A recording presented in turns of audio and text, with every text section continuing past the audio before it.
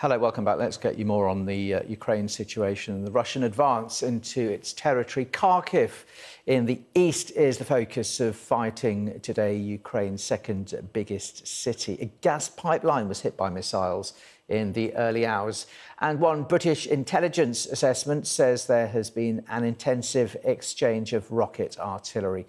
Meanwhile, thousands of people are trying to leave the country. We're joined now by Thomas Jones, a British national. He's at the Polish border near a small town called Rushiv. Hi there, good to see you today. What's the situation there where you are at the moment? Is there a big attempt to get out?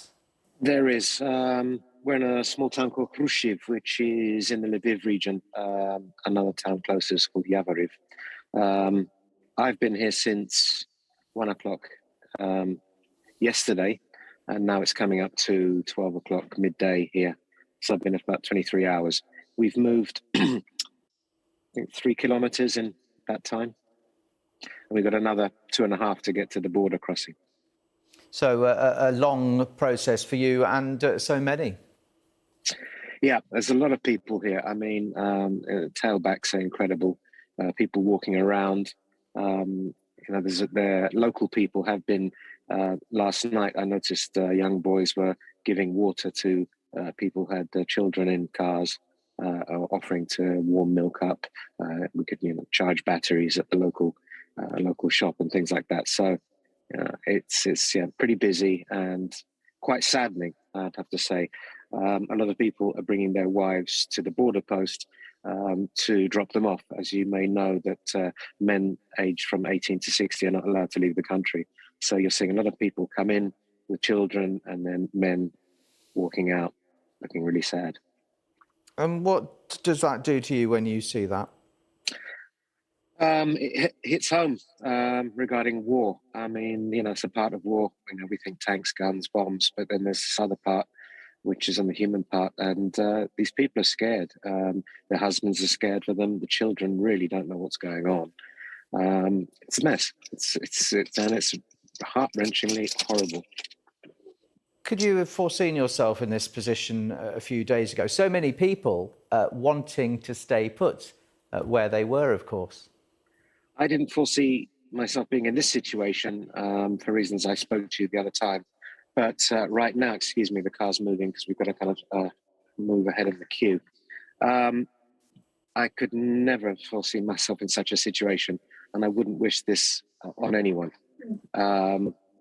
It really hits home when you're in this kind of situation. What's it been like living in Ukraine, and how's the situation changed?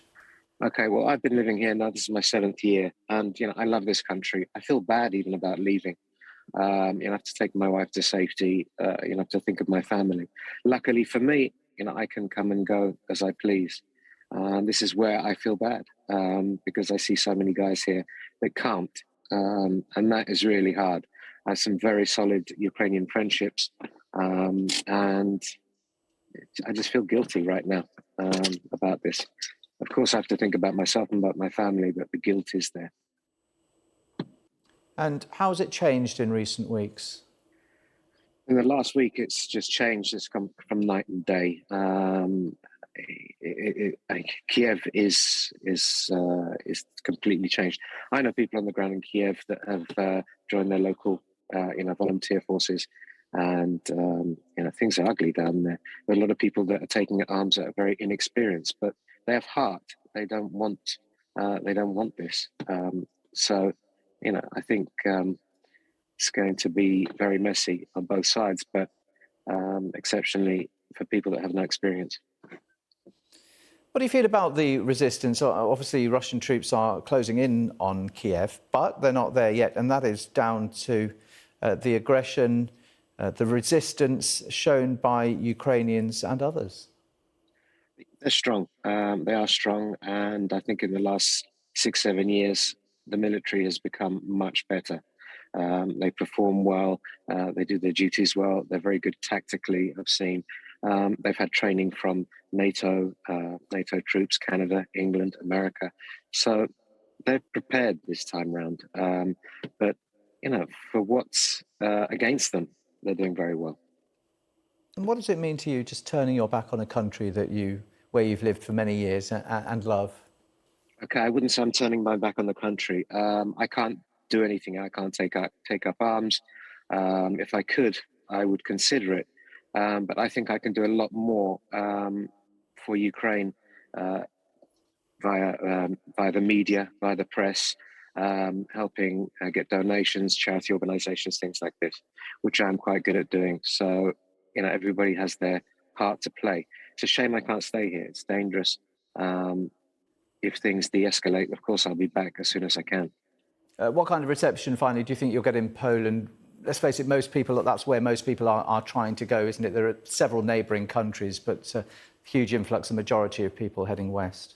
Okay, well, I'm not in the category of a Ukrainian fleeing from Ukraine, so I think that the Ukrainians on the whole will get a very good reception. There are things in place: food, medication, accommodation, and care. Ukraine and Poland have a very strong bond, and Poland, I think, was the first country to say that it would accept refugees. So I think they'll get a very good reception, and I think they'll be taken well care of. All right, well, we wish you all the best. Thank you for joining us, Thomas Jones, on Sky News. Thank you. Bye-bye.